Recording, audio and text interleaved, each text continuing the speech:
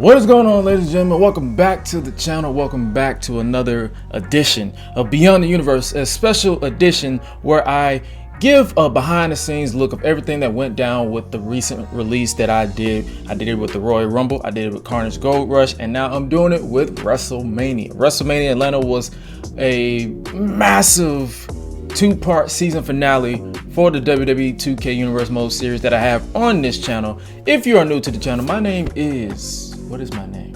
Oh yes, I am your voice of Deviltry, Gresh, and wow, we're going to actually break down, or at least try to break down, everything you saw from start to finish. A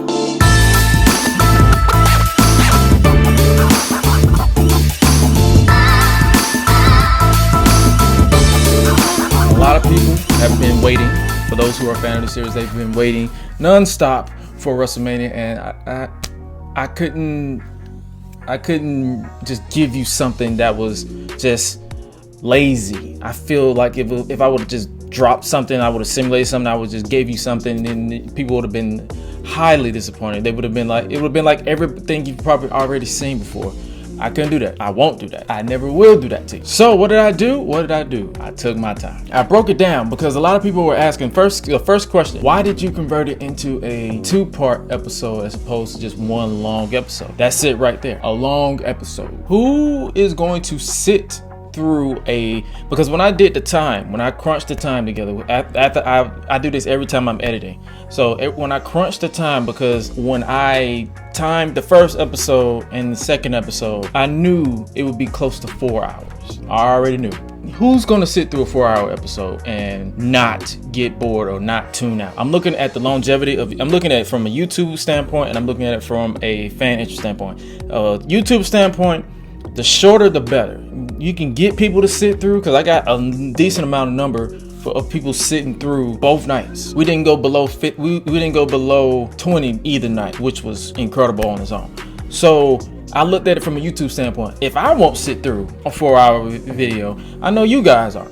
So I made the decision to chop it up and make it pretty much similar to the IRL WrestleMania this past year, which was a 2-night event. You had night 1 and you had night 2. Night 1 was shorter in length for night 2 because night 1 was more about getting the matches done. There was some story to it, but it was more about getting the matches done. Night 2 was longer because every match that happened was strictly story driven all the way to the main event. That, from a YouTuber standpoint, I knew that I couldn't get people to watch for 2 hours straight or for 4 hours straight. That's not possible. Now, from another YouTube standpoint, I've noticed that for some reason YouTube has a tendency of the premieres crashing.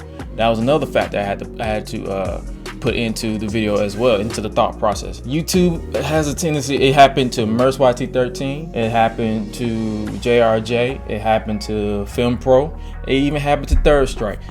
For some reason, when it's a long stream, I don't know if it's because a lot of people are trying to tune in at the same time. I don't know what the process is for that to keep happening. I didn't want that to happen. It almost happened twice for night 2. It just, fortunately, it just skipped ahead. It didn't cut off. YouTube, fix your shit. When all that was decided, well, I said, okay, I'm doing it for 2 nights, night 1, night 2, boom, boom, boom, boom, boom. That also included, in fact, in the kickoff. For these big shows, I like to do kickoffs. I didn't do it for Carnage Gold Rush because Carnage Gold Rush was basically a regular episode of Monday Night Carnage with an additional hour, basically. It was a longer episode. So I went, I incorporated the kickoff, and I wanted to go the route I did with the kickoff, the Battle Royal on one and the championship match on the next. Original plans, and I'm going to go into detail because a lot of plans change. Because here's the part I'm about to take. WrestleMania was rewritten 5 times. 5.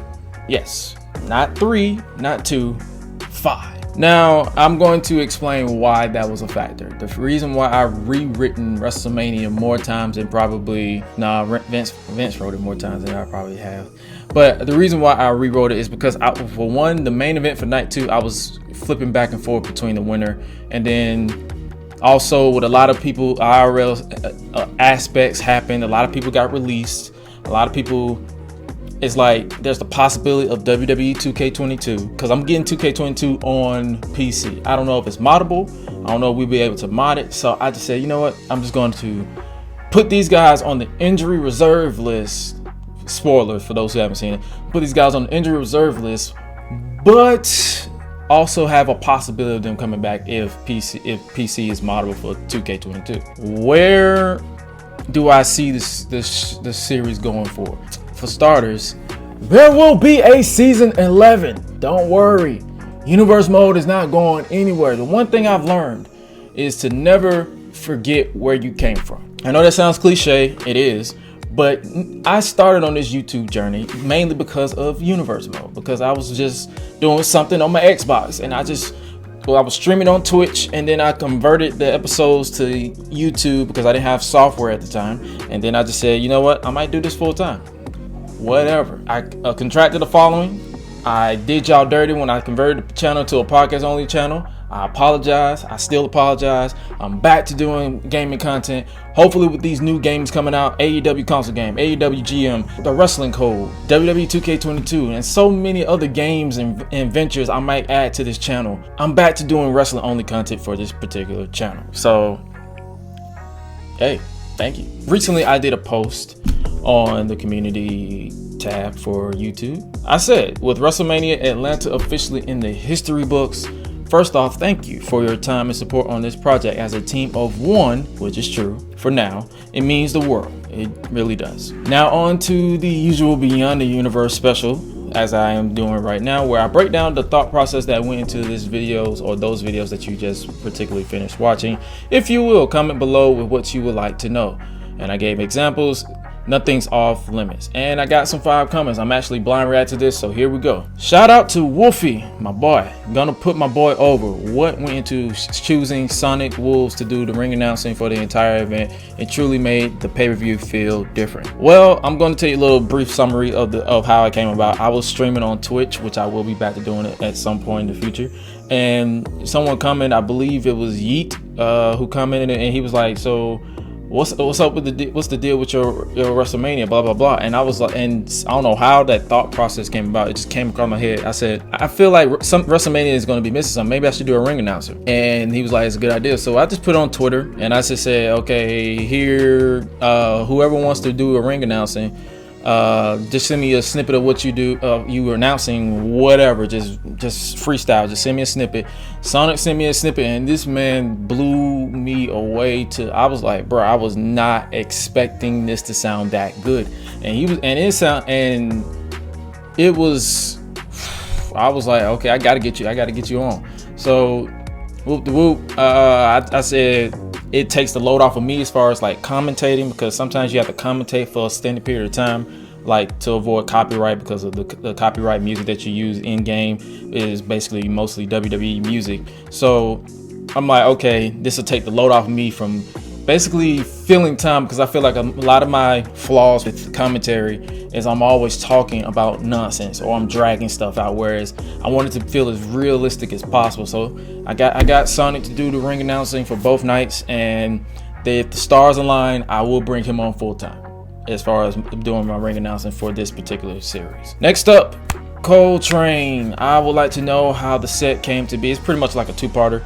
I would like to know how the set came to be, and why was Atlanta the place for Mania this season. Well, the set, I originally wanted to mod a WrestleMania, but if I tried to mod it myself, I'm probably going to blow up my PC. So I want to go and try it. I didn't really know too many people who could help me with it, and I ain't want to bother anybody.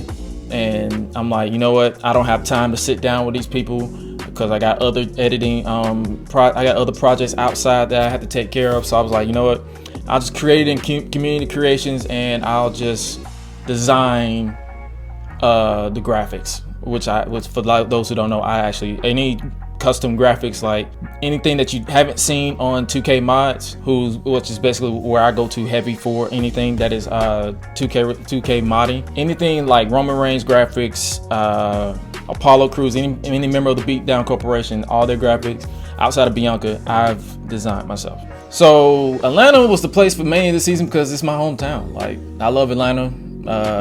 Is it chaotic sometimes? Yeah, but it's where I was born and raised. And fun fact, I got away with making the outside arena the Mercedes-Benz Stadium because the Mercedes-Benz Stadium here in Atlanta, the roof can come off, so I kind of got away with it from that. But if it was still in the Georgia Dome, if we still had the Georgia Dome, I would have been screwed.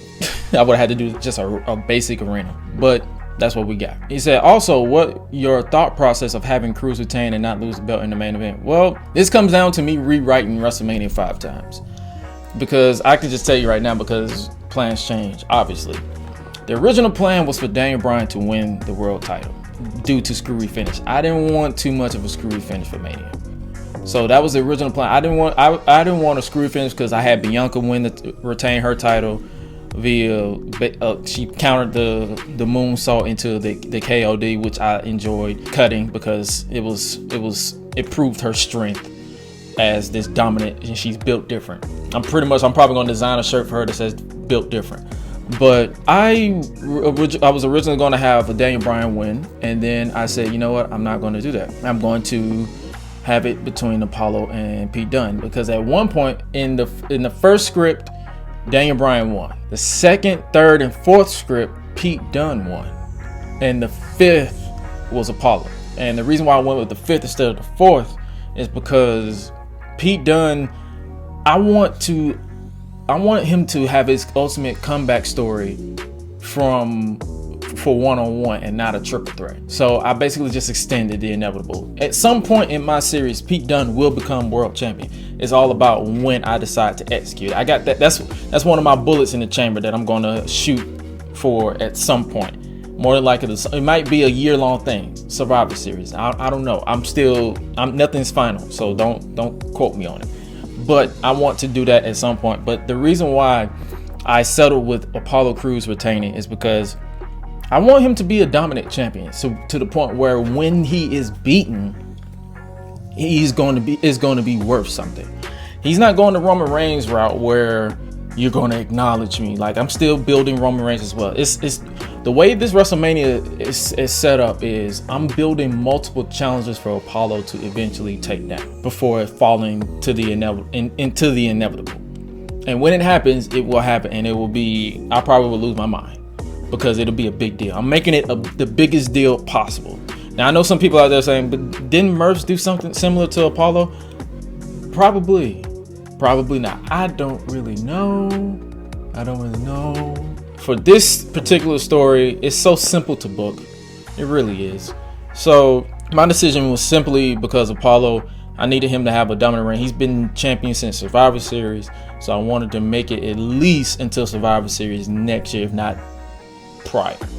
I just wanted to make it. When he loses the title, I wanted to make it a big deal. Next up, from Pierre B, because I don't know how to pronounce that last part. I have two questions. One is the thought process of Reigns versus Wyatt and the ending to the match. So another two-parter question. The thought process behind Reigns versus Wyatt. This was another victim of the script rewrite. The original plan was to have Roman Reigns versus the cult version of Bray Wyatt, and because Roman Reigns wasn't worthy enough, and it was supposed to, the result was supposed to remain with Roman destroying the Fiendish family, but it would have been more so like, what do you mean I'm not worthy? What do you mean I'm not worthy? So I went with this one, this new ending, because the originals saw it was always going to be some type of acid trip. Because let's be real, it was green mist in the beginning, but it was supposed to be some type of substance to knock Reigns out so he could be in this alternate universe. That was the first script, as far as like the cult version of Bray Wyatt versus Roman Reigns. The second was supposed to have, I was going to reach out to a commentator, maybe Third or FemPro, to commentate over a different game. But then, because I was thinking about this match months ago, but then I saw Chris Dink do a similar situation with his AEW Universe series, where he had, I believe it was Matt Hardy versus John Moxley in Ultimate Deletion or Uber Deletion, some type of deletion where he switched between games like WWE 13 and Fire Pro and all that stuff. So I said, oh, that's dead, because that'll be like I'm copycatting somebody. So I decided to do my own version, kind of here is what would happen if you didn't do this. And when I sprayed it, I was like, I can use Brody Lee. Rest in peace, Brody. I'm like, I can use Brody Lee to kind of spearhead why Roman is losing focus of his true goal, which is his family and bringing honor to his family. So I said, okay, I'm gonna take him down this little trip where he doesn't accept his role as the leader of the family, and he's going to just show everybody what is happening. So Brody was like, okay, to save your family and to acknowledge your family, you have to embrace who you truly are, which is the tribal chief, the head of the table, or the head of the bloodline, head of the family. I'm not going to use the head of the table gimmick. You don't have to worry about that. It's going to probably be the head of the family or the head of the bloodline, something like that. But that was the main goal was to get Reigns over as this dominant force, because he is going to be the ultimate force going into the next season. Now, the reason why I chose to get rid of the Fiend, I did not get rid of the Fiend. Basically, to explain that ending, the Fiend isn't gone. It's more so me introducing three faces of Wyatt. I'm going to basically take Wyatt on a different path to kind of like he's not going to hear anything from the Fiend. It's going to be cool. I got something in mind that I'm going to do. But I'm building Wyatt up to get his revenge for that 30-second loss. It's all about that 30-second loss at SummerSlam to Samoa Joe. So I'm building him up to get his revenge, and I guess you could say his comeback, without any excuses, without any family. Now, what does that mean for Liv Morgan and Ruby Riott? Don't worry, it's not gonna be Alexa Bliss. We're not doing. She's not gonna think she's a toddler. She's going to be altered a little bit to tweak to make it make sense. Her and Ruby, and then we're going to have a duo right there. But for now, the whole Fiendish thing and the whole Fiendish family, that's done. Blood Brother Bo, he was written off. And the big guy, I saw somebody comment and said, who's the big guy? He was Lars Sullivan repackaged. He was killed. He's done. I saw it. I thought about it. I brought him in because I'm like, I need a big heavy in this thing. But now I'm like, this doesn't make sense. So I'm going to just scrap the whole idea and have Roman destroy him, because the whole goal for this match was to kill the Fiendish family, revitalize the bloodline, and introduce the three faces of Wyatt. Now, where does it go as far as the bloodline? I am going to include some new members. Tune in to find out.